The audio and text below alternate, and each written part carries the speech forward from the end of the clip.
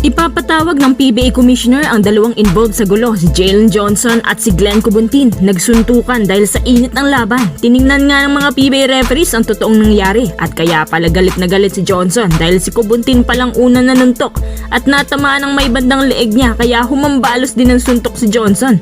Nagkagulo ng tuluyan na para bang nanood ka ng finals game kasi sobrang intense. Tapos si Calvin Oftana parang sasali din sa suntukan. At dahil nga sa labanang to, marami din na nagsasabi na unti-unti na nagiging patas ang PBA at bumabalik na raw ito sa dati. Asahan natin na paparusahan itong dalawang ito at pamumultahin. Pero kudos nga pala sa dalawang kupunan to kasi good game yung ginawa nila talaga. Naging exciting ang laban kagabi at marami din pala nakapagkomento tungkol sa performance ni Ball. Yung iba satisfied, yung iba naman hindi kasi hindi daw niya kaya gumawa ng shot sa crucial at tamad dumipensa tapos di na niya kayang buhatin ng TNT. Ang pinagtataka ng mga tao, bakit di pa magawang talunin ng TNT itong Ross? Gayong partida pa nga na na-eject si Johnson. Tapos mga lokas na lang rumaratrat. Tanong ng ilan, ano na raw bang nangyayari sa TNT? Bakit parang na-overhype daw sila at nasobrahan lang daw sa papuri ang kuponang to dahil meron silang NBA caliber na import. Marami din nagsasabi na overrated lang daw masyado. 7-3 import na to. Parang ma-shooter pa nga raw ang import ng Ross kesa sa kanya. Tapos kung titingnan mo pang lineup ng TNT, meron silang Jason Castro, may si RR Pugoy na lang palang kulang. Pero parang winalis naman at ang pinakamasakit, yung independent team pa talaga ang gumawa nito sa kanila. Pero bago pala natin pag-usapan yung kanilang buong gameplay. Kung sa NBA nagka-coverage lang naman siya ng 6.5 points per game. Pero bumabawi naman yan sa depensa, blocks at jumpers type offense. At dahil nga 7-3 puta ang maman to, kaya nakaka-intimidating nga naman ang kanyang tangkad. At siya lagi ang sentro ng depensa ng kalaban kaya nakaka-open wide shots ang TNT squad. Nakakalabas-pasok si Jason Castro. Sa presence pala ni Ball sa floor, kahit wala siya masyadong ginagawa, takot pumasok ang Ross. Alam naman nila na mababara din dahil kay Ball. Higit sa lahat, walang nakakapantay sa kanyang height. Kaya hindi na raw alam ni Coach Yeng kung paano mababantayan ang mamang to. Marami din siyang easy baskets kasi kahit yung pinakamatangkad sa Ross, walang panama sa kanya. Halos tinag 6'11 lang tangkad na ibang import sa PBA.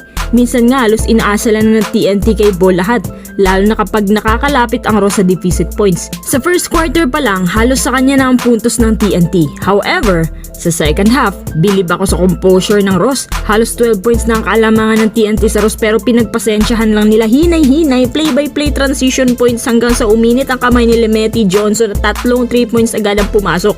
Kaya sa ikatlong quarter, lumamang naman ng 8 puntos ang Ross. Sinamantala kasi ng Ross sa ikatlong quarter kasi pinagpahinga nila si Ball. Disadvantage kasi sa mga kagaya ni Ball, madaling mapagod. Pero nung binalik na nga si Ball sa 7 minutes of action, wala pa ang 3 minuto na habol na agad ng TNT 8 points ng Ross. Sa ika-4 na quarter, ganun pa rin ang offensive strategy ng Ross. Mas pina-fast pace nilang laro para madaling mapagod ulit si Ball. At mga paupo, sakto nga dahil sa huling quarter bumigay na si Ball, pati mga kasamahan niya naging maalat na rin.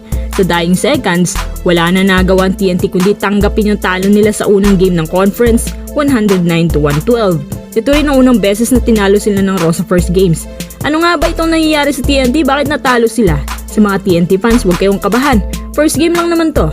Marami pang pwede mangyari pero sa playoffs, mas gusto ko makita tong TNT laban sa Ross. Bali nasira din ang transition ng TNT na parang nasobrahan yata sa kakaball pati yung execution ng locals. Parang out of control. Kumbaga inasa nila lahat kay Ball. Komento naman ni Coach Shot, isa din sa nagpahina ng kanilang pacing, yung kaka-foul ni Ball at mali-maling tawagan umano ng mga referee. Kung sa bagay, nag-a-adjust pa lang naman si Ball sa PBA style o kultura ng mga Pinoy kung paano ang kanilang pisikalan at kung paano ang mga referees tumatawag ng foul. Pati sa system ni Coach Shot, grabe pa din yung adjustments niya. Grabe no, adjustments pa lang yan pero 30 plus points lang nakukuha niya. Paano pa kaya kung nakaabisado ni Ball ang lahat? Ano sa palagay niyo naging performance ni Ball sa TNT? At ano ba talaga ang problema nila?